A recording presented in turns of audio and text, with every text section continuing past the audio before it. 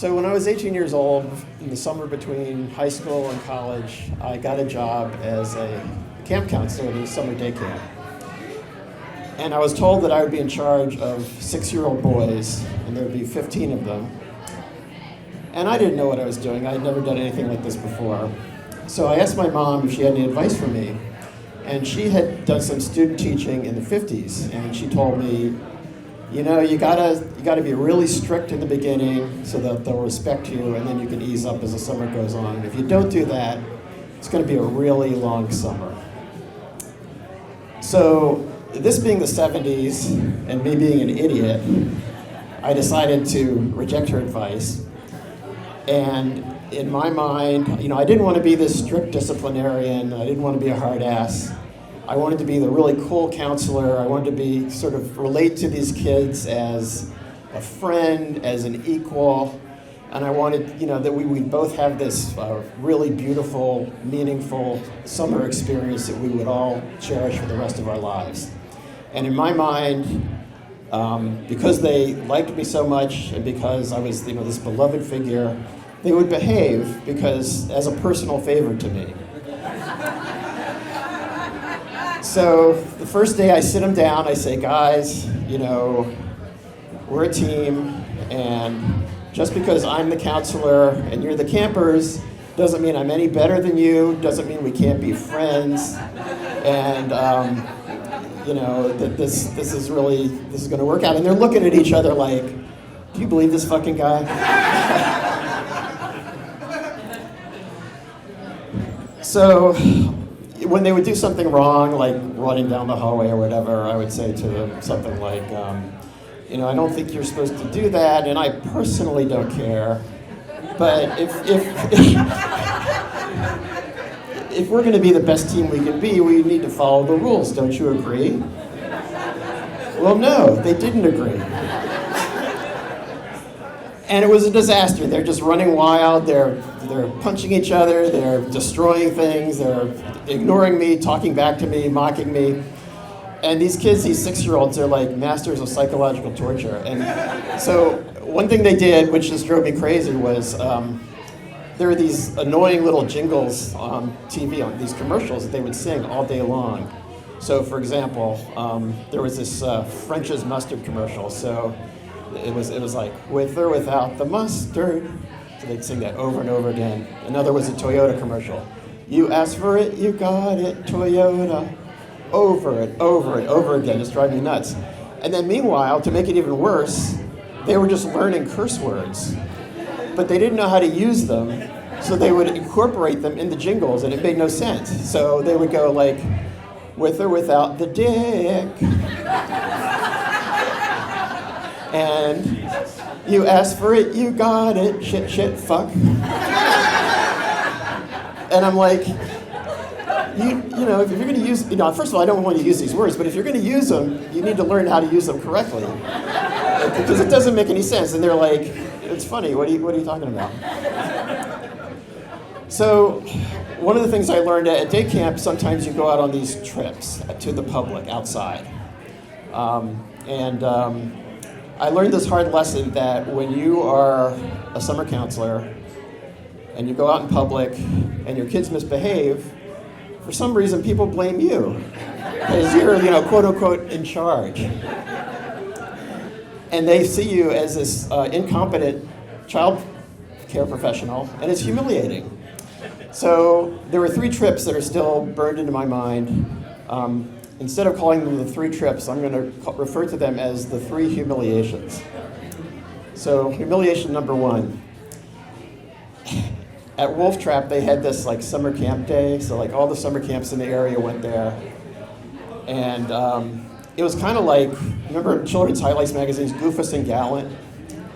Well, all the other camps, they seemed like they were gallant. So these kids were like incredibly well behaved. They're like lining up with military precision. They're singing songs like those kids in The Sound of Music. And you could tell that they really respected their counselors who were like super professional. And meanwhile, my kids are just all over the place, just wreaking havoc, going all Lord of the Flies on me. And I see this counselor from another camp coming up towards me. and he's approaching, and this guy was like everything I aspired to be. He was this really cool looking guy, long hair. He kind of looked like Robert Plant from Led Zeppelin.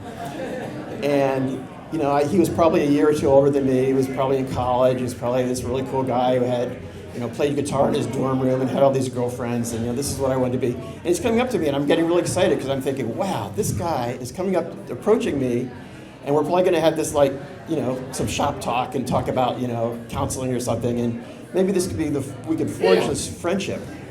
So he gets up to me, and he's not smiling, and he says, "Control your kids, man." Humiliation number 2. We take a trip to the planetarium in Rock Creek Park. So we're lining up outside, and this one kid of mine named Matthew, I still remember his name, Matthew. I actually remember his last name, but he's probably this 55-year-old lawyer now who would sue the shit out of me. And he's running around. I keep telling him, don't run around, don't run around. He keeps running around. He just ignores me. And then at some point he trips and he skins his knee on the sidewalk. So I go up to him. He's crying. It's not a big deal. We have a first aid kit. And I say to him, "I told you not to run around." And people talk about their jobs. They're always looking for something that gives them the most satisfaction. Well, I realized in this job, the most satisfaction I had up to that point was telling a 6-year-old, "I told you so." So we get into the planetarium, and it's being run by this kindly, elderly park ranger, like if Santa Claus was a park ranger. He looks like a really nice guy. We get in there, and they're so horribly behaved that they kick us out before the show even starts. And we're walking out, and this ranger looks at me. He gives this accusatory stare. Shame, shame, shame. Like it's my fault. Which, looking back, it kind of was. Humiliation number 3, the overnight to West Virginia. One good thing about a day camp is at least you get to go home at night, and I could cry myself to sleep. But this was an overnight. There's no escape. So we're supposed to build a campfire and cook hot dogs over a campfire. And I didn't know how to build a fire. I was never a Boy Scout. The most I ever knew about building a fire was I had read that Jack London story, To Build a Fire, and I think that guy froze to death at the end. So we're standing around, and I'm throwing a few sticks into this pit and flicking in some matches. I don't know what I'm doing. And I'm holding this sort of slimy bag of hot dogs. And meanwhile, there's these other fires that other groups have made, these blazes. They could probably see them from space. And we could see these through the trees. We could smell the smell of hot dogs grilling and hear the crackling and the popping of other people's fires. And my kids, they're whining that they're, cold and hungry. And I'm doing the best I can. And,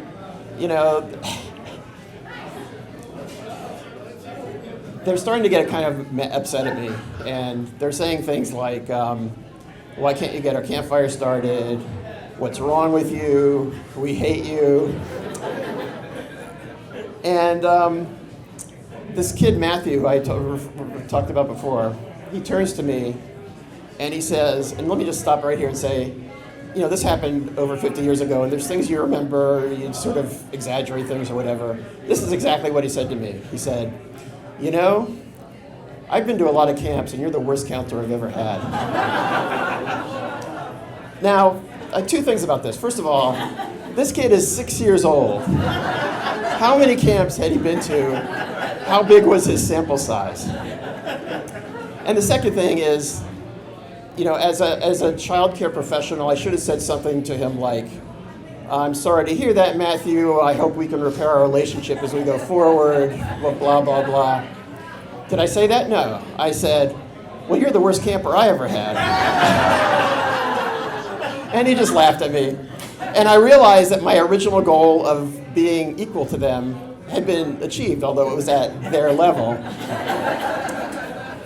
So 2 months go by, it's the last day of camp, and I'm so happy.